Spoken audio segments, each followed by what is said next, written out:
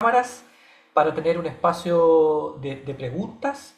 En este primer bloque hemos puesto el acento en la gerontología social, lo conceptual, la evaluación, las orientaciones de intervención, política pública. Los invitamos a dejar preguntas, ya hemos recogido algunas que ustedes han dejado. Vamos a tener un espacio de 15 minutos de preguntas para no atrasarnos con el cronograma. Vamos a hacer una ronda de preguntas con cada uno de los expositores, quienes van a tener alrededor de unos 3 minutos para poder contestar. Así que vamos a partir en orden. Teníamos ahí unas primeras preguntas para Miguel Ángel. Déjenme buscarlas por acá, que las tengo aquí anotadas. Eh, Te voy a hacer dos preguntas para que ahí tú nos puedas dar una respuesta. La primera es, me gustaría saber cuáles son los retos actuales en México y en Latinoamérica respecto a la reivindicación en los procesos laborales de la persona mayor. Esa es la primera pregunta. Y la segunda pregunta, también para ti, Miguel Ángel, la ética comunitaria exige atender la diversidad, como lo están preguntando. ¿Cómo afecta esta su paradigma que expuso? Saludos desde Colombia. Así que te dejamos ahí con esas dos primeras preguntas. Gracias, espero se escucha, ¿se escucha? ¿Se escucha? Sí, muy bien. Perfecto. Muy bien, gracias por las preguntas. Voy a iniciar con la segunda y voy a tratar de responder la primera. Bien, bueno, agradezco mucho la pregunta desde Colombia.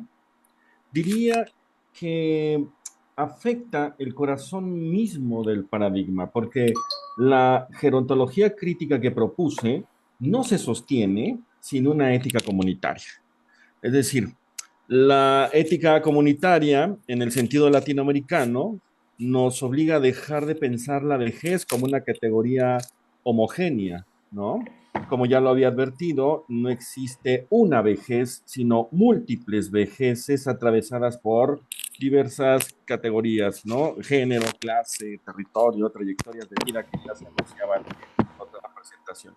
Eso significa que la comunidad no es un escenario neutro, pues, ¿no? Sino un entramado de desigualdades, memorias y además de procesos de vulneración. Y por eso la ética comunitaria no solo amplía el paradigma que expuse, sino que lo tensiona, ¿no? Es decir, que nos exige ir más allá de hablar sobre la diversidad y empezar a producir políticas que vayan atendiendo este tema de las diversidades, no solamente en el tema de cuidado, sino en las narrativas, ¿no? En otras palabras, nos refuerza a desinstitucionalizar la mirada homogénea, ¿no? Y bueno, la primera pregunta, que está muy interesante sobre la reivindicación de los procesos laborales de la persona mayor. Bueno, yo alcanzo a ver por lo menos tres grandes retos que los voy a nada más a ilustrar de manera general, ¿no? Que son posiblemente tres retos estructurales. Por un lado, el tema del edadismo laboral institucionalizado, ¿no? Yo sospecho en esta perspectiva de latinoamericana que se sigue operando bajo una lógica de la productividad de igualdad a joven, ¿no? Eso genera repensar las jubilaciones, eh, genera repensar las barreras de contratación y también los estereotipos que están enmarcados por la ineficiencia, ¿no? En ese sentido. Y en un mercado laboral que neoliberal, ¿no? Está expulsando sistemáticamente a quienes envejecen, precisamente por eso, ¿no? Y con eso cierro. Es la violencia epistémica del trabajo, pues, ¿no? Como lo estaba yo planteando, lo que no encaja con el ideal productivo que se invisibiliza, ¿no? Por ahí puedo plantear estos escenarios.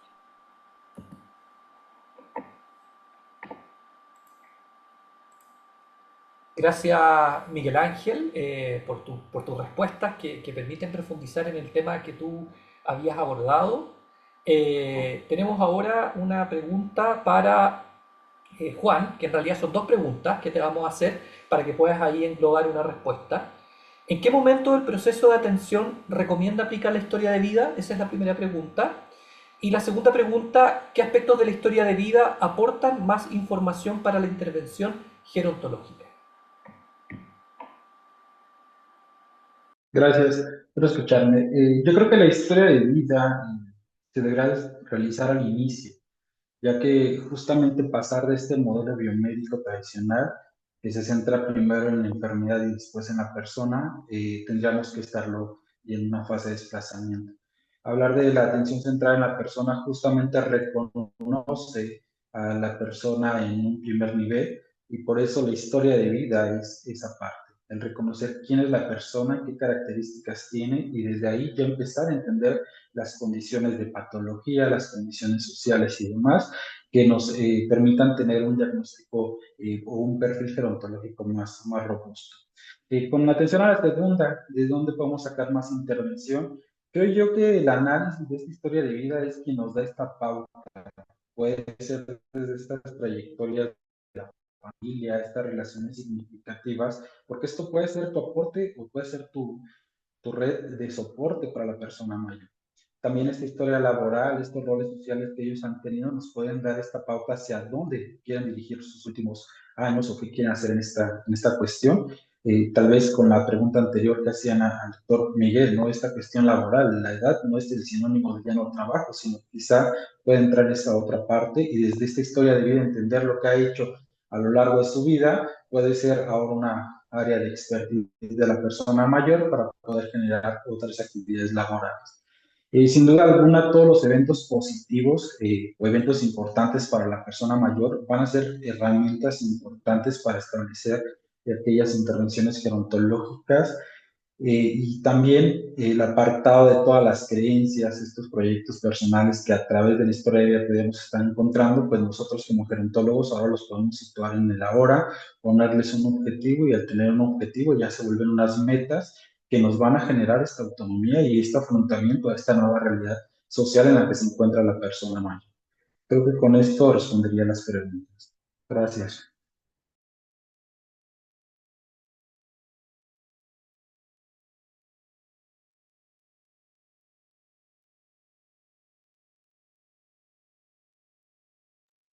Rafael, no se escucha. Ahora sí, ahora sí, que tenía el micrófono apagado. Agradecer a Juan por sus respuestas y orientaciones. Nos dejaron también dos preguntas en el chat en portugués, así que voy a declarar que voy a usar Google Traductor, así que si hay alguna error en mi traducción, pido las disculpas del caso. Pero la primera pregunta para Diana, me gustaría saber si el programa, el eSupport, es nacional o solo para ciertos estados. Esa es la primera pregunta. Y la segunda pregunta, dado que el programa eSupport es una adaptación de la OMS, la pregunta es la siguiente: ¿qué componente del módulo requirió la mayor adaptación cultural o lingüística para adaptarse a la realidad y los valores de los cuidadores brasileños? ¿Y cómo abordar la heterogeneidad en el caso de Brasil?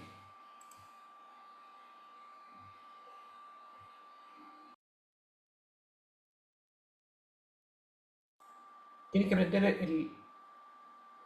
¿Sí?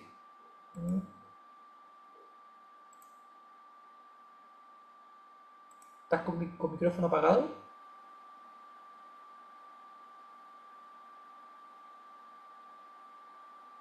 Ahí sí, pero no se te escucha. Está activo el audio, pero no se te escucha.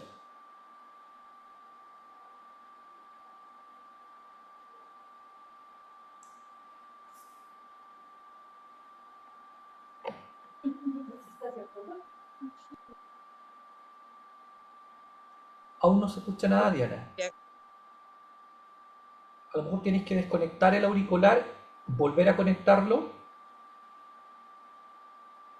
Agora consegue me ouvir? Ahora se escucha, sí. Ah, agora sim. Estão me ouvindo bem? Sim? Sí. Primeiro, eu queria agradecer pelo convite de participar desse evento. Queria agradecer pelas perguntas. Então, respondendo a primeira sobre o programa de extensão nacional, sim. O projeto iSupport ele foi adaptado no Brasil inteiro, então eu já vou acabar respondendo um pouco das duas perguntas, tudo bem? Então, o projeto iSupport, a gente teve o cuidado de adaptar ele em diferentes regiões do Brasil. A gente conseguiu captar participantes do Brasil inteiro, de todos os estados do Brasil, visto que é um país muito grande e tem uma cultura específica em cada região e às vezes em cada estado. Então, a gente tomou o cuidado de adaptar esse programa com participantes de cada um dos estados aqui do Brasil. Ele é um programa de extensão nacional, tá? Ele vai ser vinculado ao aplicativo do Sistema Único de Saúde aqui no Brasil, que chama Meu SUS Digital. Então, em breve ele será lançado. Então, ele é um programa de extensão nacional, tudo bem? E em relação à questão da adaptação, não teve um módulo específico que teve uma maior adaptação ou um maior problema para a gente. Na verdade, o programa como um todo tinha especificidades que a gente teve que tomar cuidado em relação à cultura brasileira. Então, todos os módulos tiveram algumas especificidades de cada um. Então, não foi um módulo específico. Tem um módulo, o 5, que fala sobre como lidar com os comportamentos desafiadores das pessoas que vivem com demência, que é o maior. Então, a gente pode considerar que ele foi o que teve mais adaptações, porque ele é o mais extenso do programa, tá? E aí, para a gente lidar com a questão da heterogeneidade no Brasil, a gente teve o cuidado de fazer tanto adaptação quanto avaliação da eficácia desse programa com participantes de todos os estados no Brasil. Acho que eu consegui responder a pergunta. Gracias Diana por tus respuestas. Hay otra pregunta que no queda dirigida a ningún expositor, ¿ya? Y que lo conversamos internamente, que yo pudiera dar una respuesta. Es la pregunta de la gerontología comunitaria. Y cuál es más o menos el campo común o el campo distinto con la gerontología ambiental. Lo que hay que decir que la gerontología comunitaria es un enfoque de apoyo mucho más social y en los estilos de vida de las personas dentro del contexto de la comunidad. Mientras que la gerontología ambiental se va a centrar en cómo el entorno físico y el entorno social van a interactuar en los procesos de envejecimiento. Por lo tanto, gerontología comunitaria con gerontología ambiental tienen puntos de encuentro, pero también la primera se centra mucho más en lo que son las redes y las estrategias sociales, y la segunda se va a centrar mucho más en el ambiente físico y en la influencia directa que va a tener en las personas mayores. En el caso de, y voy a hacer una alusión particular de la gerontología ambiental, México tiene mucho desarrollo en gerontología ambiental, no así los otros países de Latinoamérica, ¿ya? Y por eso, bueno, dentro de nuestros académicos de RIESLAC hay diseñadores industriales, arquitectos que son parte de la gerontología ambiental y otras disciplinas y que son parte también de nuestra red de académicos. Así que esperamos con esa pequeña respuesta y dentro del tiempo, porque estamos muy bien en el tiempo, haber respondido a las diferentes participantes. Vamos a agradecer entonces a los expositores de nuestro primer módulo, a Miguel Ángel, a Juan Antonio, a Diana y a Margarita, que paradójicamente también está en México, ¿ya? Pero está de vacaciones en México, así que ella nos acompañó a la distancia en la